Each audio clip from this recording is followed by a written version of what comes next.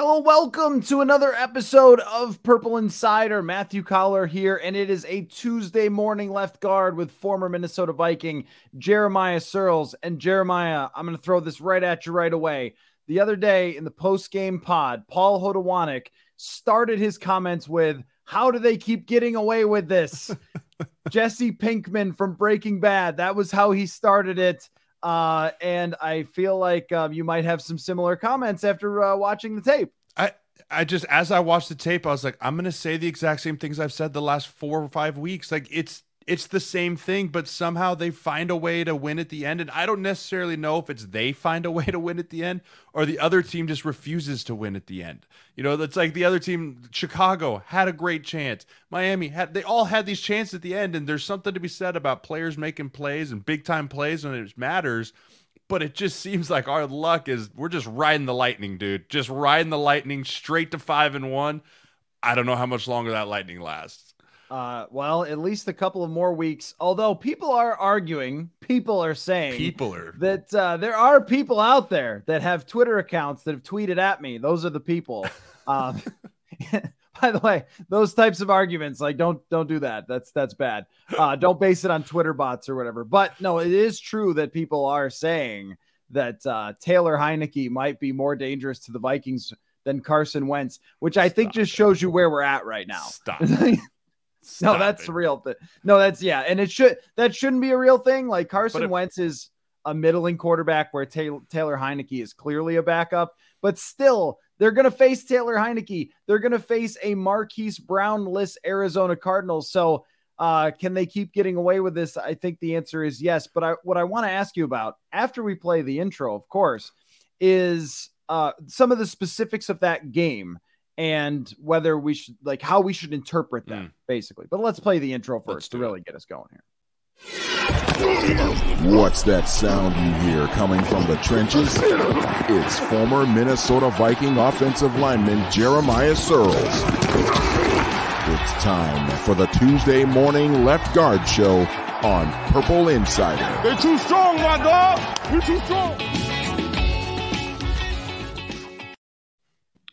There we go. Banger every time. Za'Darius Smith, Danielle Hunter, your thoughts? Savages. Do more of that. I mean, what was it, 11 pressures from Za'Darius himself? That's incredible. I mean, that's something I haven't seen done since like Chase Young at Ohio State type numbers or Aiden Hutchinson in college. You know, that just doesn't happen in the NFL. You get a guy that can have like 7 or 8, which is an outstanding game. But I think he had, 2 sacks and 11 pressures?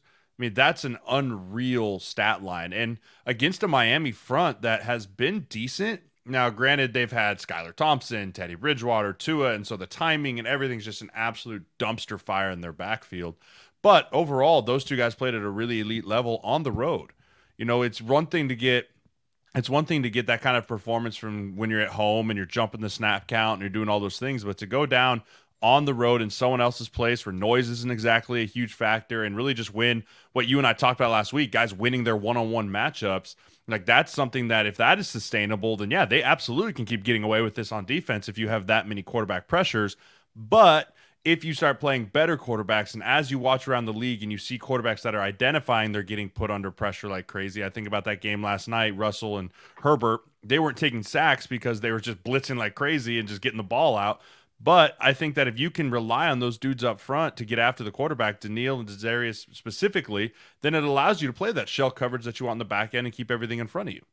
Yeah, I was thinking about this watching last night's game as well, because the health of the Miami offensive line was a major problem without Teron Armstead. I can guarantee you Za'Darius Smith doesn't get 11 pressures against Armstead, even if he played very well. But those two teams have missed offensive linemen. I think Corey Linsley was out for the Chargers, and then Garrett Bowles out for Denver. It's like in the NFL, there's a kind of a solid offensive line can get you a lot of places, right? But if you lose one guy at a premier position, especially like left tackle, you go from being like pretty solid to just a dumpster fire. And that's exactly what happened with Miami. And credit to Za'Darius Smith and Danielle Hunter. They took advantage. Hunter also had 6 pressures, which we would have been talking about a ton had Za'Darius Smith not just ripped their faces off and eaten them. But Danielle Hunter getting it going here was something that we've been wondering kind of what's going on. Is he fitting in this defense? And I'm not ready to say that it's the same and that he's fully adapted considering who he was going against. And like you said, Bridgewater and Thompson were holding on to the ball a lot and so forth. But I think that they need that version of Danielle Hunter the rest of the year in order to slow down when they do face some better offenses, which, believe it or not, will happen. Yeah, and I think the biggest thing is I think Danielle specifically is finally rounding back out into midseason form. You know, a guy that missed a lot of football, still finding his way, getting his rhythm, getting his timing back. You saw it all kind of come together this week in his pass rush. He was really coming off three. Usually all defenders make their moves off 3 or 5 steps. He was getting to his 3rd step, making the inside move, or getting to the 5th step and planning and making a move. And the thing I loved is his power looked back. You know, a lot of his sacks early in his career because he was so much powerful and he was able to just long arm dudes in the chest and drive them straight back into the quarterback and then make a move late off of that. And you saw him start to get back to more of that. I'm just going to run through you, use my length, use my power, and push you back and then finish at the quarterback instead of trying to do the jump out and around and the avoid stuff, which he is great at. But it's so much easier to do those other stuff of the avoid and the more finesse pass rush moves when you've established a power move against a tackle over and over throughout the game and make him start thinking that that's your number one. Then you jump around him, where it's kind of been flipped for him, which makes sense when you're dealing with a neck injury. Yo, yeah, right. And that's the thing with Hunter, where it's like, how much should we react to the slow start? Was a question, because I'm not sure that it was a perfect fit. I'm still not sure it's a perfect fit with him standing up on that wide 9 type of, way outside the tackle. Like, that's a long way to go for someone who isn't the Von Miller quickness. But I also think that with him and Irv Smith, who has not quite gotten it together yet either, we still need to look at how much time those guys missed and consider that, like, you don't just pop right back up. Like, there's a long road back to becoming who you used to be when you go through some of these injuries. And I think that, like, it's just so vital to them in the second half. And when we talked about the bets that this team made, they really made a bet at the beginning of the year that these guys would stay healthy and that they would generate the pressure by themselves. And that's been a roller coaster a little bit. But if it looks like that the second half of the season, and that's the whole thing here, it's like everyone knows, including Kevin O'Connell and Kirk Cousins and everybody else, that it can't look like this all year and have you still end up being a legitimate contender. But if we're looking at something that would be a sign that they can improve from where they're at, I think this was it against Miami with those 2 guys. Yeah, I mean, and to go back to what you said, like, look at Saquon Barkley. It took him a full year to get back to being an elite player. I mean, last year everyone was like, he's washed, he's done, get him out. I mean, he's coming off an ACL. I mean, it takes guys a long time to get back. When you take a year or so off of football, like, it's not just the physical side of it. It's the emotional, it's the timing, it's the learning how to prepare every week. Like, you kind of have to retrain everything. So that's a big reason why I think those 2 guys, Smith and Danielle, like I said, is taking a little longer to get back to it. But to go to your second point of just, it can't look like this. I mean, part of me says I agree with you. Other part of me is like, why not? Both those guys have done it in their careers at a consistent level for a long time. That, I mean, Pro Bowl levels, multi-sack, double-digit sack types years. So there's part of me that wants to be like, maybe it can. Maybe these 2 can play at this level the entire time the rest of the year and keep going. But I just think it's probably it's not a realistic goal. But I think that there's a slim possibility that these 2 guys can stay healthy and turn it on here in the last 10 weeks of the season or whatever it is here and look like that and win another 8 or 9 games. Like, it's a very real possibility. But the problem, like you said, one of those dudes gets hurt, just one, and misses 3 or 4 games. I don't even know if you win 50% if both those guys aren't fully healthy. Yeah, and I meant from a broader perspective. Like, they can't get out yardaged by 200 yards. Yardage. Like, they really can't. And this is, sort of a thing that, I've been trying to kind of tiptoe around exactly to get it right. Because it's not like I don't think they're a 5-1 team, because that's their record and you are what your record says you are. But when you rank in the bottom third of the league in offensive and defensive yards, it's not exactly inspiring to what you're going to be. And I think that where this happens is with the secondary for the Vikings, because when you have performances like that on the defensive line and you still end up giving up yards like that, 300 and something yards passing to Teddy Bridgewater, and a bounce interception, a fumble, but they were moving the ball and moving the ball and moving the ball. And your punter bailed you out. That if your punter wasn't a Greek god, then they probably score quite a bit more. Like the secondary issue, is it scheme? Is it the way guys are playing? Like, one thing that really pops to me is that in Zimmer's scheme, nickel corners seem to thrive.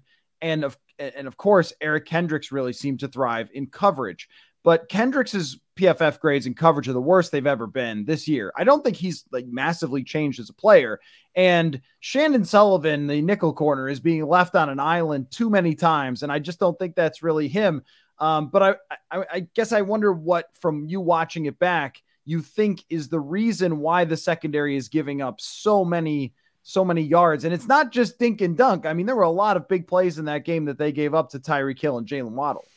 I think it's a lack of aggressiveness, and I don't necessarily know if that's. And I mean, I obviously know it's not like by an individual player by player, because you see it kind of across the board.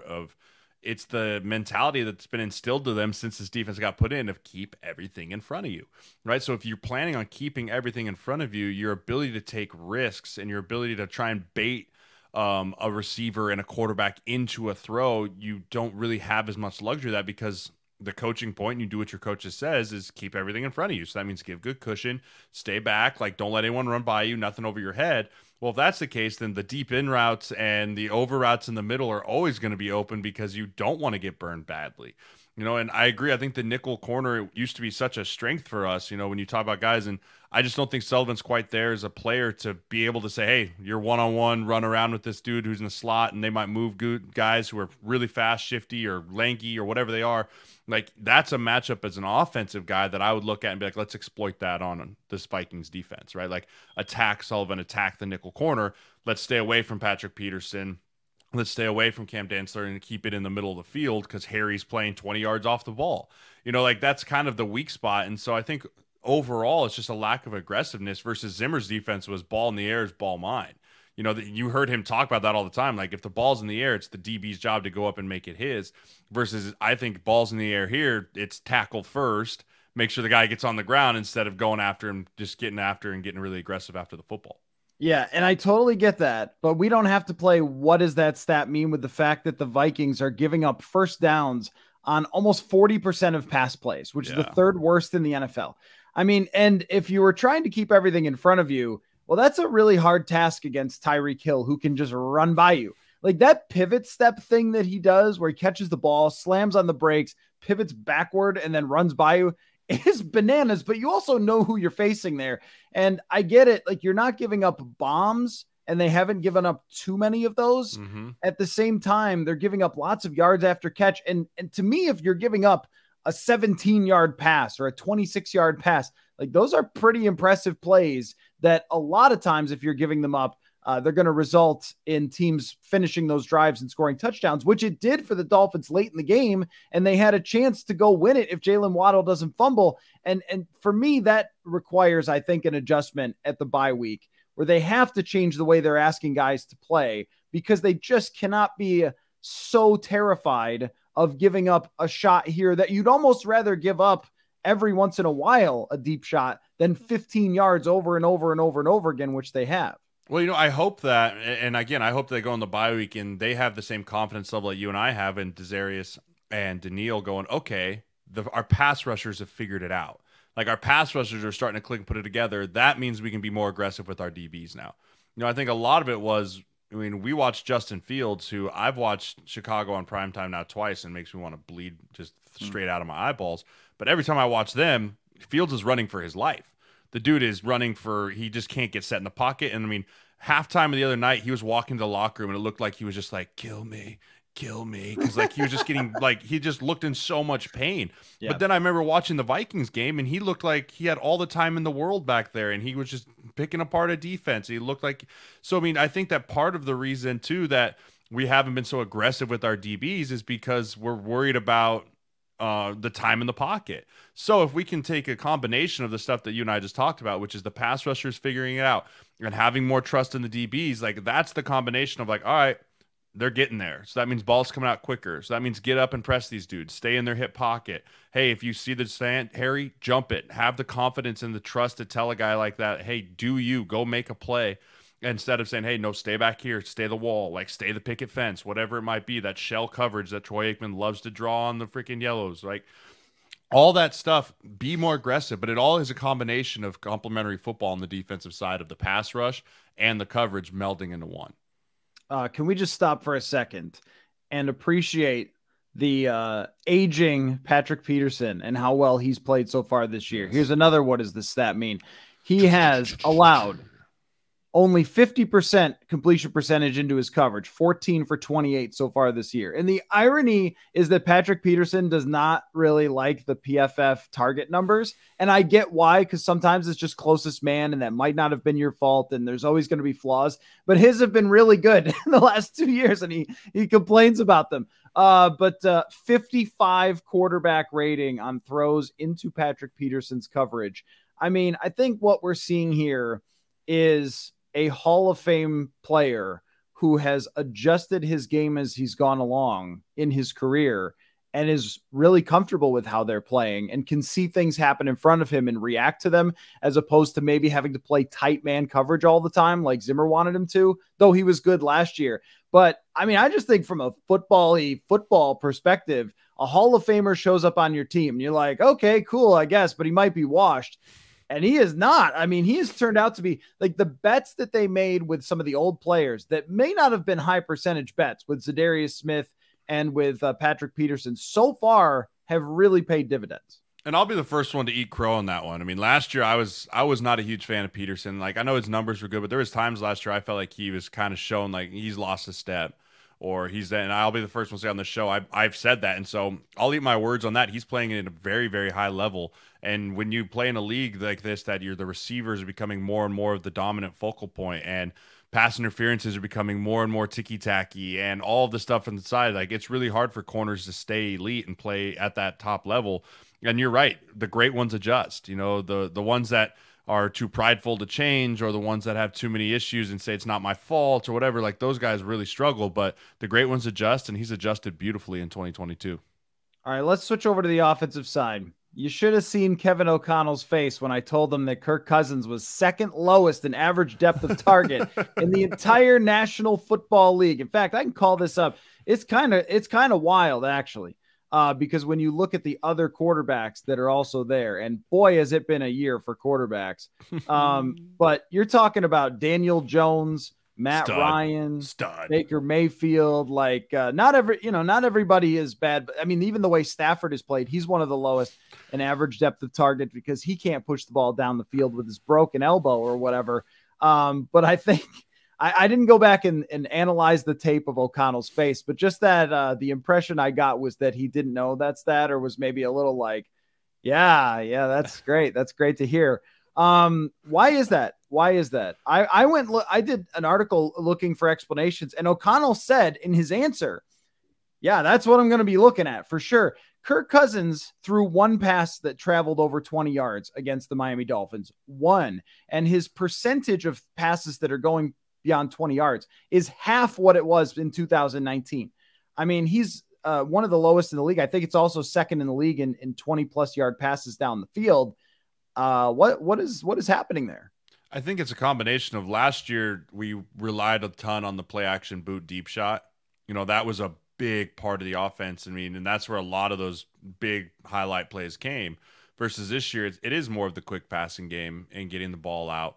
But, you know, it's one of those things that if that becomes your identity, then teams don't respect the deep ball, and then it becomes really hard to run the football, which we've seen. You know, Dalvin had that great run, but overall the running game hasn't been something that everyone's been like, woohoo. I mean, we're paying this running back a absolute bleep ton of money, and it's just not awesome. You know, he shows his moments, but when you don't have any threat of down the field, and defenses every week pull up the defensive game plan on a Tuesday to play the Vikings, and they look at that side, go, they don't throw the ball down the field. Let's leave the safety in the box, right? Like, until we prove that we can stretch a defense out like that on a consistent basis, the running game is going to be the thing that suffers. And so I think that that's an all-encompassing thing as to why is it's scheme, it's protection, it's what's working right now, and also it's kind of like if it ain't broke, don't fix it. We're 5-1, right? Like until something rears its ugly head as to like this is the reason we lost or this is the reason we're losing. It's human nature to not really want to change everything that's going on because it seems like it's being okay right now. Doesn't it feel like though with the passing game? The wheel is going like kind of, it's got the high speed wobble as you go down the hill and you're like, yes. It starts to high speed wobble and you're like seconds away from death or catching it. Yeah, we're riding that wave. It is really fascinating though how different Cousins statistics look from last year, and it's a long season and this could certainly change, but I think it's requiring a really close look. I mean, you can't punt 10 times a game. Like that's just it's as simple as that. You cannot have 9 3-and-outs in your first 11 drives. Like that's not going to work very well. Last year though, Kirk Cousins was 8th in terms of the percentage of his passes that went 20 plus. So he was one of the more premier deep passers in the league. And this year, he's not even close to that. He was also graded by PFF as the 4th best at throwing the ball down the field. And that is just not who they have been so far. And I guess I wonder if teams are sort of daring them to do this, or if Cousins, because you did see a pretty heated conversation with Cousins and O'Connell, if the whole thing about training camp is always we can kind of spot some of the things that might be problematic down the road. And there was a lot of confusion, a lot of things that Cousins didn't seem super comfortable with.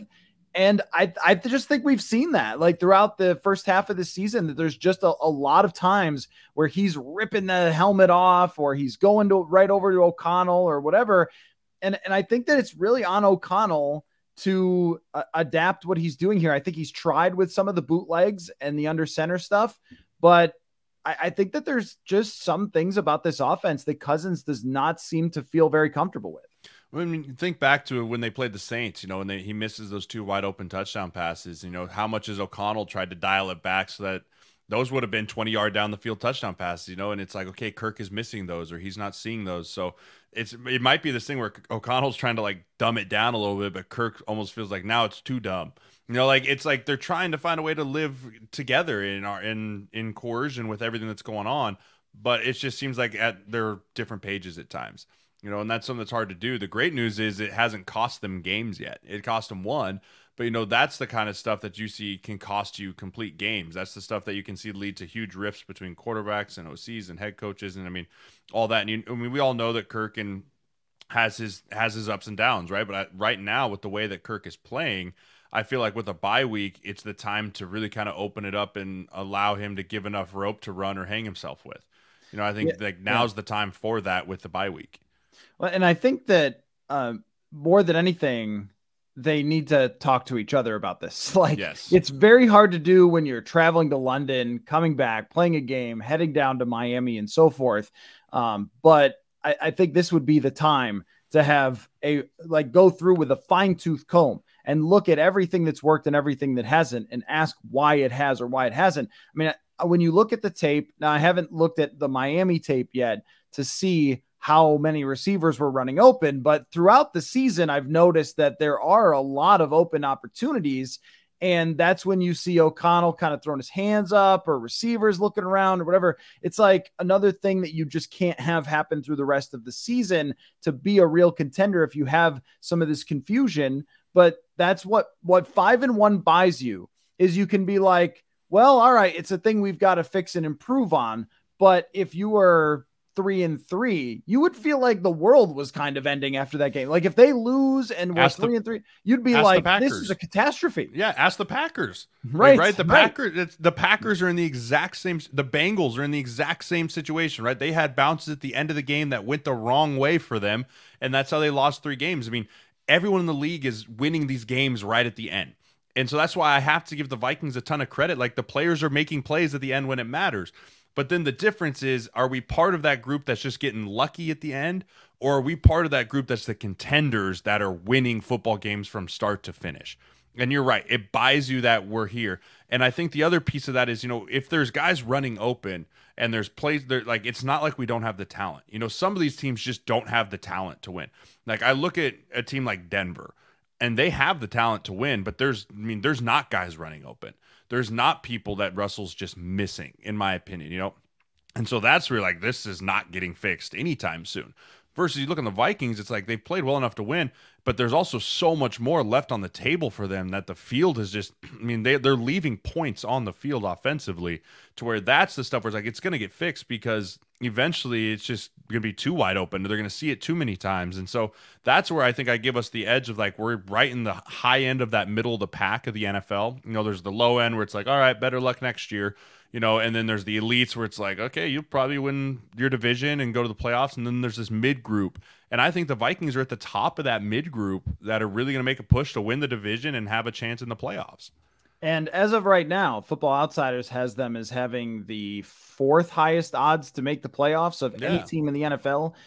So it's like the path has been cleared for you, but I think that it's also fair to start raising the bar for this team instead of saying like, oh, well, just get back to the playoffs and make everyone not feel horrible about everything and vibes and whatever. Well, I think that's off the table. And when we talk about it, I think it has to be more harsh in a way because you have raised the bar for yourself by starting 5-1. So now it's like, okay, you're a good team and you're in that pack. Now prove that you're for real. I don't think anyone expects them to be quite as good as someone like Buffalo, but I think you do expect them to play on the same level as a Philadelphia or as a Dallas. Like get up into that conversation with those best teams. In order to do that, though, Jeremiah, they cannot have interior offensive linemen with the following pass blocking grades: 45.0 out of 100, 36.5. And 20.4. That's disgusting. That's 3 guys. All bad. I don't even think if you add all 3 of those is equal 100. Let me see. Yeah. What is it? So it's 30, 60. No, I don't 45, think. 45. Yeah. Is it close? Yes. Is it close? I think it's close. Yeah. That's close. Yeah. Well, I mean, that's the thing is you have 3 guys that are playing like one. Can't do that, you know, and we talked about it. That is always it has been the question mark of this offensive line is Garrett Bradbury. Can he continue on the pace that he was playing at, or was it eventually going to be like, oh, there he is? You know, the good news is our tackles are still playing really well. But, you know, you're going to take your lumps with rookie O-linemen, with Ed Ingram. You know, I think that I praised him a lot early in the season, and rightfully so. He earned that. But it just comes with being a young player at any level, college, as a freshman, rookie in the NFL. Like, you're going to take your lumps. You're going to run into players that are grown men. And Christian Wilkins is a very good football player in the NFL. And he kind of took his turn going up and down the interior of the line of who he wanted to beat at that point in time. You know, but overall, those guys have to play better in order to win. And we talk about the struggles in the run game. Those 3 guys not playing well is another reason why it's not been able to just open up and crease and go, and not just a loaded box, but just not be able to move the downs, and the double teams and the fits weren't great. I think ID purposes, I think everyone looked like we were ID'd okay. I didn't see any free runners or guys not getting blocked. It's just a matter of physically getting the guys blocked and using the technique that they're being taught. Because I know Chris Cooper does a great job with his technique. It's so funny about how like small sample sizes can impact how we feel about a team or statistics or whatever. And even single seasons can be this. So of course, a few games, but you know, people were asking me like, hey, you know, Garrett Bradbury is like in the top 10 in PFF pass blocking grade. What's going on there? That game sunk him to 19th place. Oh my. It's like, yeah, he went from in the top 10 to 19th place, and still overall, he's more toward the middle. But I think with that, and just ahead of him, I'm not joking, are Pat Elflein and Mason Cole. You're lying. Yeah, but you know, I do think that it sort of says something about like how much competition on a week-to-week basis really determines some of this stuff. Because when they were facing Christian Wilkins, that dude is a monster, and I would put him like among the top category of grown men who have thrown the Vikings interior offensive line around. But I think it always starts there. It always starts there with Cousins, with the running game. If the running game isn't working, which it truly was not for 98% of that day, that it's just, no matter who you are as Kevin O'Connell, no matter who you have around him, the receivers, whatever else, it's always going to be the kryptonite. And I don't know what the solution is, because I don't think you can expect a rookie right guard to be way better than he's been so far.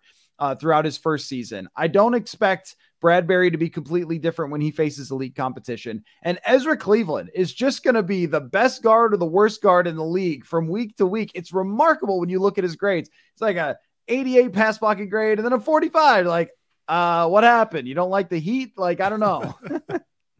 Yeah, I mean, consistency is the number one thing you look for out of an offensive lineman. Can he do it week in and week out, which is what's so impressive about what Darrisaw and O'Neal do week in and week out, and the greats do week in and week out. And I think that you just look to build that more and more. And you're right, Garrett's going to be who he is. You don't change yourself completely in year 5. Is this year 5 for him? Right? 4. Yeah. Year 4. Right? You don't change yourself completely in year 4. You can absolutely continue to grow and get better. And I do think he's taken strides to being a better player this year. But again, a lot of it's that we're not under center as much, so that pressure number's not there. But when you can't run the football and you allow guys to just continue to pin their ears back and rush the passer, there's a combination of guys are going to get pressure, and there's another reason why we're short yardage on our passing. If you got guys in your face, you get rid of the football faster. He went from solid to second most pressures allowed in the league at center. How many pressures did he give up? Well, he's at 12 right now. Normally centers don't have super high pressure allowed. Right. That's numbers. why I was like, what was he at before the game? How many does it say how many he gave up last game? Yeah, I could pull that up. I'd be curious because I mean, if we're gonna bang on the Miami offensive line for giving up 11 pressures to one guy, I feel like to drop that far, he probably had to give up at least 5 or 6. Yeah, he gave up 4. Yep, 4. Gave up 4. Yep. Yeah, that's a lot for a center.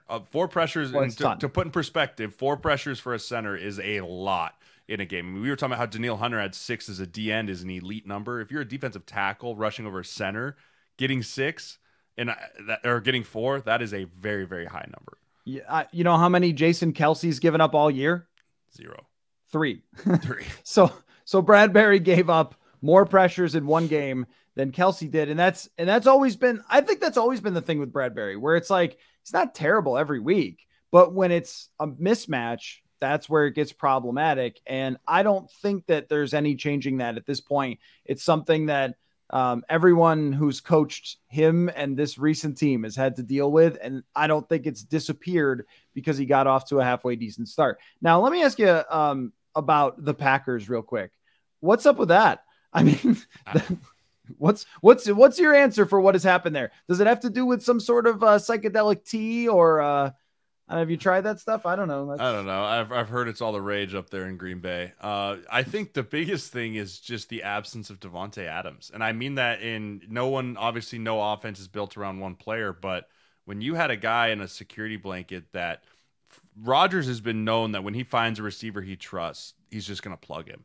And you saw it in the back half of that game. After Lazard caught that touchdown, he just started like, where's he at? And he just ping it, Lazard.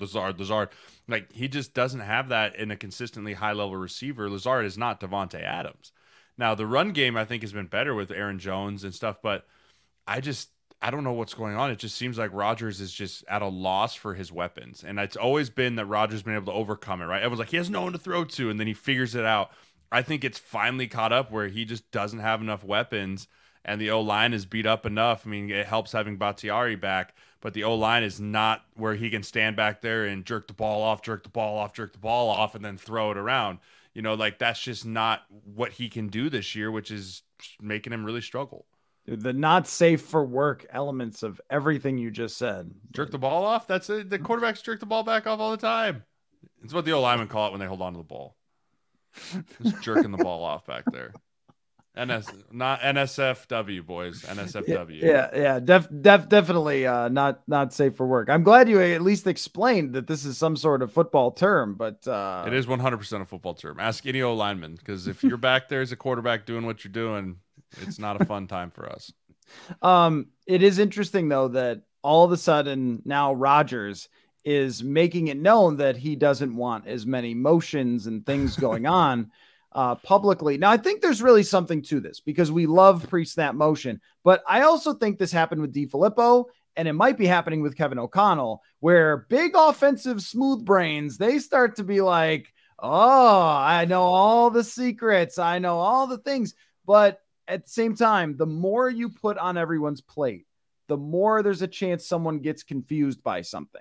And if you have a bunch of rookie receivers with Aaron Rodgers and you're saying motion, adjust, do that, like receiver's a complicated position. I do think there's something to what he's saying. And I also think the Vikings need to think about it as well. How much are you asking everybody to understand before the snap? Because if it's too much, then you get throws to nobody, which we've seen a lot of times with the Vikings and a lot of times in Green Bay. Yeah, you can outthink yourself, and especially in Green Bay. I think Green Bay more. I think the receiving core in Minnesota is a little more seasoned than Green Bay's. But, you talk about rookie receivers, and Aaron's been no secret since training camp. He hasn't been a fan of some of these young receivers. And then Christian Watson, who they draft in the second round on North Dakota State, blows a hammy. And so now your speedster to blow off the top is gone. And now you're talking about throwing balls to Samori Toure, who's an undrafted kid out of Nebraska. And, it's Robert Tunyon and Alan Lazard. Other than that, he doesn't trust anyone else to throw the football to. And that's a big problem when you have a team that is built around him just spreading it all over the yard. And they don't have an elite offensive line. They have an okay offensive line with some serious weaknesses. But, he can't sit back there all day and wait for one of those 2 or 3 guys to get open. He kind of has to make quicker reads, which has never really been his thing. No. It's amazing how even the greatest quarterbacks sometimes have a little bit of a weakness. And I always thought that one of the reasons why Zimmer got after Rodgers pretty well is because he would force him to speed up a little. And that's not what he wants to do. He wants to roam back there and look around and wait for his guy to get open. And it's just not happening this year. I don't know that that's going to improve a ton, but I think it's the biggest challenge Matt LaFleur has ever faced is that now Rodgers has publicly told everyone he doesn't like something you're doing. Now what do you do? Do you do what he says and look like he's running the franchise? Or do you say, no, Aaron, we're going to keep doing my motions. And then he's mad at you. Yeah. Aaron runs that program. Let no one fool you. Aaron Rodgers has complete control of that offense, just like Tom Brady had complete control of the offense in New England. If you don't like something, you publicly come out and say it. But also it takes it so that if they keep doing it, Rodgers has now washed his hands of the problem, right? Everyone wants to be like, oh, it's Rodgers' fault. It's Rodgers' fault. He basically was like, we don't like this. This is the problem. If we keep doing it, not my fault. I'm still the greatest. I still can do he's CYA'd himself. But if they stop doing the motions and it's still a problem, then it's CYA on LaFleur's side. So it's kind of who's willing to throw themselves out there on the sword here, or who's willing to try and make the other one prove that they're wrong. Do I want to ask what CYA is? Cover your ass. Oh, okay. All right. Okay. Trying to be NSFW. I think that one's okay. There have been bleeps in the past. I don't know. That's fair. So I get excited. 2 quick things. First, how many wins do the Vikings end up with? What's your pick now? I think I said 9 originally. I'm gonna go with 11. I think 11 is. I think I'm 11, ready to bump it up. 11 is where I'm at. I think 11 is a very doable number with the schedule that we have. Yeah, I picked 10 initially, but I think now is time to bump it up by 1. I'm not going to bump it up farther than that until they prove it. At least play with Buffalo, play with Dallas. Yeah. Those kind of things. We'll see on that. Love to see it. Hate to see it. Do you want to start? You got something? Oh, yeah. Love to see it as I don't have to watch the Denver Broncos on primetime again the rest of the season because, my gosh, that team sucks. They are so bad and just a terrible football team. There's just all around. I wanted that game. I was like, both these teams, deserve to tie, but mostly the Broncos. It's oh, they got it. 3 and out, 3 and out, 3 and out. Russell Wilson, 10 of 10 to start the game. Everyone's like, he's back. Russell's dealing. 3 of 12 to finish the game or whatever it was. Just absolute atrocities in Denver right now. I believe he threw 12 passes and gained 15 yards in the second half. So, and you saw the receivers talking on the sideline too. It's like, uh-oh, is there trouble in paradise? Are we not riding anymore? Hey, Broncos Nation, are we not riding anymore? Because it doesn't seem like people are real happy at the altitude. I have a question for you. Yes. So before the game, Russell Wilson tweets out a picture of himself, which is clearly taken by someone else, and then ends up coming off of his Twitter account. Just okay, so contrived, right? It's Russ looking intense, walking into the stadium, but it's just so contrived, which is everything that's Russell Wilson, right? How much does that matter to dudes in a locker room? If someone, I don't want to say phony because I don't know the guy, but I just know that his persona it's very easy to sort of spot that it's not really real. It's like something he's trying to invent. How much does that matter to everybody? You know, it doesn't matter a ton in the locker room because guys like that, I mean, Russell and Josh and Patrick, they don't run their own accounts. They don't they have someone else that runs all of that. Half the time they don't even know what's going out. That's what they pay. I don't mean the Twitter though. I mean like the actual the guy. Let's Ride and all of that. Genuine. Yeah. You know, there's something about it if it is genuine. And like I'd never played with him. I don't really know anyone that's played with him. I really want to get a client on the Broncos and just be like, so who really is Russell Wilson? Did you see the Marshawn thing? I did not. Marshawn Lynch said that if he wants to talk to Russell Wilson, he has to go through his manager. He doesn't he does not have Russell Wilson's number. My mind was blown. I did not. Okay, yeah, that changes everything. You can't be that guy. Nope. You can't be, especially making as much money as you do. Like you gotta be there for your dudes, not just when the cameras are on. Because Richard Sherman made a comment. It was on Richard Sherman's podcast, and he made a comment kind of like, well, you know, because Marshawn said, I really want to talk to him. And so Richard Sherman says, why don't you go through his manager? And Marshawn said, if I don't have your number myself, I'm not messing with you. And it was just like, what? I mean, that's tough though. If you are so, I'm on a different level, I'm the rock star and you guys all just exist around me. I think that is something that's tough for everybody to deal with. I mean, you saw it was, in my opinion, it was the demise of Kaepernick. Besides the after, I'm talking about after, I mean, before he was kicked off the field for being terrible at football, and then the kneeling thing, like that's beside the point. But I know guys, and Booney being one of them, that after he came super and signed the fat deal and took him to the super, like he just changed who he was as a person, and he lost the entire football team. You know, and when you're the leader and the quarterback, you can't lose the entire football team, or let alone your offensive line or just the offense in general. Things go south in a hurry. I mean, celebrity and money, power, and all that sort of stuff is not for everybody. I'm going to go. I love to see it. New York Jets. Good for you, New York Jets. I mean, they have just been such flaming garbage for so long. And Zach Wilson didn't even play well in this game the other day. But Robert Saleh, I thought, was a great head coaching candidate when he was in San Francisco. He goes there immediately. He's got to play a rookie quarterback. There's so many things going wrong. But now their defense is on point, and Wilson is starting to show some signs. They could be a really good team going forward. And you just like teams that have been down for this long. The Giants, too. And you love to see when they get a good coach who seems to know what he's doing. Yeah, I mean, and that's the thing is you're starting to see these coaches that were specific, right? Like Saleh's a defensive guy, and Quinn Williams is excelling in that, versus Dable's an offensive guy, and Saquon and Daniel Jones. Like the mastermind coaches that make the jump to head coaches are great. So no, I agree with you. I think the Jets are really fun to watch. And it was wild to me. I was like, if the Bills lost to Kansas City, like the Jets were supposed to be in like first place in the NFC. I was like, oh my gosh, in what world do we live in that the Jets are in first place and the Packers are 3-3?